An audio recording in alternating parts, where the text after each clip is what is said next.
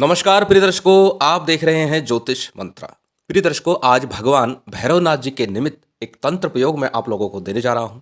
बड़ा ही शक्तिशाली और शीघ्र कार्य करने वाला ये तंत्र प्रयोग उन लोगों के लिए विशेष तौर से महत्व रखता है जो व्यक्ति अपने कार्य व्यवसाय के लिए चिंतित रहते हैं। कार्य व्यवसाय में उन्नति नहीं हो पा रही या किसी भी प्रकार से कार्य व्यवसाय में बंद लग गया है। यदि किसी शत्रु ने व्यापार को रोकने या व्यापार को नुकसान पहुंचाने हेतु बंद लगा दिया है, दुकान में ग्राहक नहीं आते अथवा व्यापार में उन्नति नहीं हो रही, बिल्कुल स्थिर हो गया है कोई व्यापार और ऐसा कोई प्रयोग आपके ऊपर कर दिया गया है, तब इस प्रयोग को आप कर सकते हैं।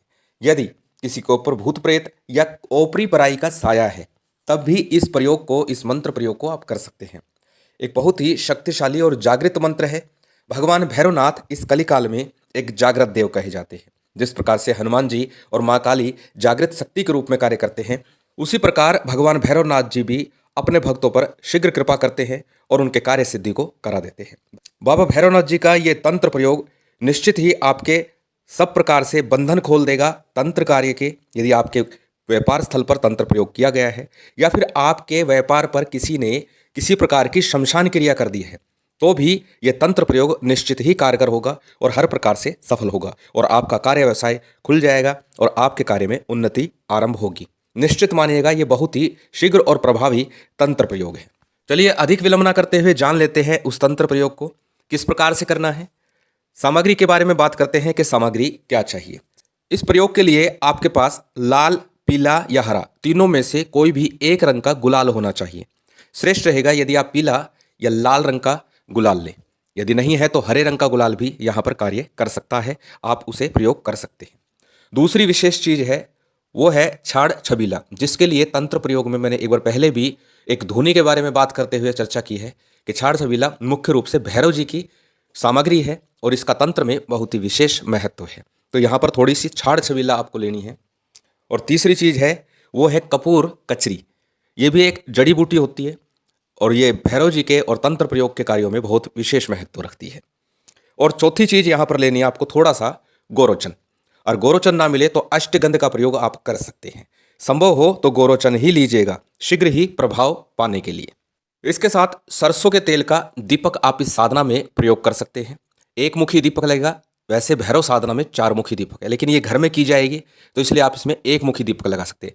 यदि चार मुखी लगाते हैं तो वह भी श्रेष्ठ है, लेकिन चार मुखी लगाएं तो जैसे ही पूजन संपन्न हो उस चार मुखी दीपक को घर के मुख्य द्वार के बाईं ओर आप रख दीजिएगा। परंतु श्रेष्ठ रहेगा यदि आप एक मुखी दीपक की प्रयोग करें और इसमें लंबी बत्ती का दीपक लगाना है, खड़ी बत्ती का दीपक नहीं लगाना है। वैसे मान्यता यह है कि जब देवता की आराधना करनी हो तो खड़ी बत्ती का दीपक हो, देवी की आराधना करनी हो तो लंबी बत्ती का दीपक हो, परंतु तंत्र में साधनाओं का महत्व तो अलग बन जाता है। और यहाँ पर भैरव जी के लिए जो दीपक प्रज्वलित होगा उसमें लंबी बत्ती का दीपक आपको प्रज्वलित करना है। आसन किसी भी प्रकार का ले सकते हैं। श्रेष्ठ रहेगा यदि लाल रंग का कम्बल या ऊन का आसन प्रयोग करते हैं। इस साधना के लिए, इस पूजा के लिए आप जो दिशा लेंगे वो पश्चिम की तरफ आपको मुख करके बैठना है। उत्तर की तरफ भी मुख कर सकते हैं, लेकिन श्रेष्ठ रहेगा पश्चिम दिशा में ही मुख करके आप बैठे। बात करते हैं इस साधना के लिए समय कौन सा होगा। वैसे तो तंत्र प्रयोग संध्या काल के बाद ही प्रभावी होते हैं, यानी सूर्यास्त के बाद यदि किया जाए तो शीघ्र प्रभाव दिखाते हैं, परंतु ये तंत्र प्रयोग आप किसी भी समय कर सकते हैं। जब भी आपको समय लगे उस समय में आप कर सकते हैं। किस दिन से करें तो शनिवार या रविवार का दिन श्रेष्ठ रहेगा इस साधना के लिए। बाकी किसी दिन भी ये साधना संपन्न की जा सकती है। दिन का विशेष बंधन इस साधना में नहीं है, कोई भी दिन से आप साधना आरंभ कर सकते हैं। इस प्रयोग के लिए यदि आप मूंगे की माला या लाल हकीक की माला प्रयोग करें तो अति उत्तम रहेगा। अन्यथा अनेक बार मैं बता चुका हूं, यदि कोई भी माला ना हो तो एक रुद्राक्ष की माला बड़ी ही कम मूल्य में प्राप्त हो जाती है, पंचमुखी रुद्राक्ष की माला, उसे प्राण प्रतिष्ठित कर लीजिए। प्राण प्रतिष्ठा विधि में डाल चुका हूं, बड़े ही सरलता से 5 से 15 मिनट में आप प्राण प्रतिष्ठा संपन्न कर सकते हैं। लिंक आपको डिस्क्रिप्शन में मिल जाएगा। प्राण प्रतिष्ठित युक्त आप एक माला सदा सर्वदा के लिए अपने पास रख लीजिए और कोई भी प्रयोग करे तो रुद्राक्ष की माला से सब प्रकार के प्रयोग संभव हो सकते हैं। तो यदि लाल मूंगे या हकीक की माला आपके पास हो तो श्रेष्ठ है, अन्यथा रुद्राक्ष की माला से इस प्रयोग को आप कर सकते हैं। ये साधना मात्र 5 दिन की साधना है। 5 दिन का ये प्रयोग है और बहुत ही छोटा सा प्रयोग है। बहुत देर नहीं लगेगी, कई घंटों का समय नहीं लगेगा। इसमें मात्र 30 ही मिनट लगने हैं मुश्किल से इसमें, और 30 ही मिनट में इस कार्य को करने के बाद में आपको रिजल्ट अपने आप दिखेगा। औरों को भी आप लोग बताएंगे कि भैया ये कर ले, आपका कार्य चल पड़ेगा। अब इस साधना के लिए मंत्र कौन सा है? मंत्र आपकी स्क्रीन पर दिखाई दे रहा है। आप इसे नोट कर सकते हैं कॉपी में, नोटबुक में, या फिर इसका स्क्रीनशॉट ले सकते हैं। और इस मंत्र को पहले याद कीजिएगा और उसके बाद ही साधना में रत होइएगा। इस मंत्र की आपको प्रतिदिन 5 दिन तक लगातार 5 माला प्रतिदिन करनी है। यानी 5 दिन यह साधना चलेगी और प्रतिदिन 5 माला का ही आपको जप करना है। अब करना कैसे है? शनिवार या रविवार के दिन सुबह या शाम जब भी आपको समय लगे, लेकिन मैं हमेशा बोलता हूँ तंत्र प्रयोग रात्रि काल में श्रेष्ठ होता है। तो बाकी आपकी इच्छा है, जिस समय भी करें, इसके लिए बंधन नहीं है। आसन पर पश्चिम मुख होकर के बैठ जाइए।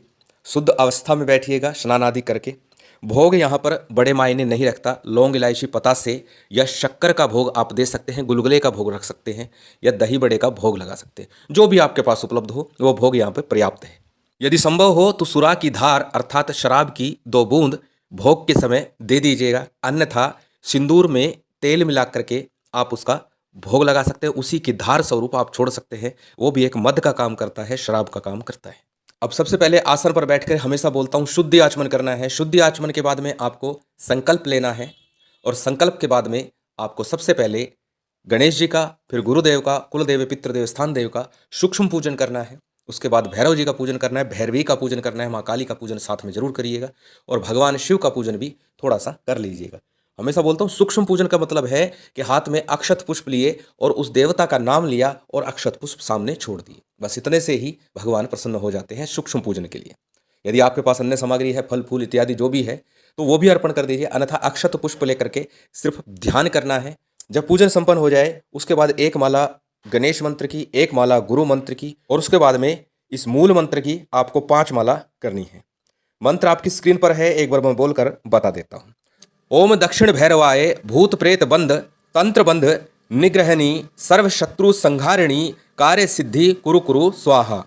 छोटा सा मंत्र है, पहले याद कीजिएगा। उसके बाद 5 माला इसका नित्य प्रति आपको जप करना है 5 दिन तक लगातार। अब जो सामग्री आपने ली है, गुलाल, गोरोचन, छाड़ छबीला और कपूर कचरी, उसको क्या करना है? उसको बारीक पीस लीजिए, सबको एक सार कर लीजिए, मिला लीजिए। साधना काल में ये सामग्री आपको अपने सामने रखनी है और जब ये जाप संपूर्ण कर लें, भगवान की आरती करें।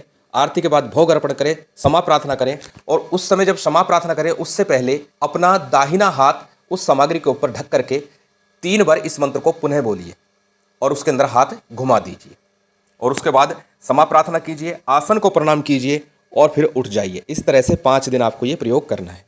5 दिन लगातार जब आप ये साधना संपन्न कर लें, उसके बाद में क्या करना है? जो सामग्री है उसे अपने दाहिने हाथ में रखना है। 21 बार ये मंत्र बोलना है। पूरे व्यापार स्थल पर, दुकान पर, ऑफिस पर जो भी है उसके अंदर पूरे में घुमाइए और अपनी दुकान के बाहर आकर उसे डाल दीजिए। समय कोई भी हो सकता है, सुबह सुबह कर दीजिए, शाम को कर दीजिए, किसी भी समय कर दीजिए। 7 दिन लगातार ये प्रयोग करना है। फिर देखिएगा चमत्कार क्या होता है। आपका व्यापार खुल जाएगा, उन्नति के मार्ग खुल जाएंगे। अब यदि कोई व्यक्ति भूत प्रेत से पीड़ित है तो उसके लिए क्या करना है? उसके कद के बराबर एक काले रंग का धागा लेना है और उसके अंदर 21 गांठ लगानी है। इस मंत्र का उच्चारण करना है, जप करना है 21 बार और उसकी कमर में ये डोरा बांध देना है। गले में भी बांध सकते हैं, बाजू में भी बांध सकते हैं। श्रेष्ठ रहेगा कमर में बांधिएगा और 21 दिन बाद इस डोरे को खोल करके, धागे को खोल करके किसी पीपल के वृक्ष के ऊपर बांध आइएगा और वहां पर जल अर्पण कर दीजिएगा। इतना करने के बाद ही भूत प्रेत से पीड़ित व्यक्ति को भी राहत मिल जाएगी। माँ भगवती की विशेष कृपा आप सभी पर बनी रहे, बाबा भैरवनाथ जी की कृपा आप पर बनी रहे। उम्मीद करता हूँ ये जानकारी, ये वीडियो आपको अच्छी लगी होगी। यदि अच्छी लगी हो तो कृपया लाइक कीजिएगा, शेयर कीजिएगा। यदि चैनल पर नए हैं तो सब्सक्राइब कर बेल आइकन बटन दबा दीजिएगा। जय माता दी, जय श्री राम।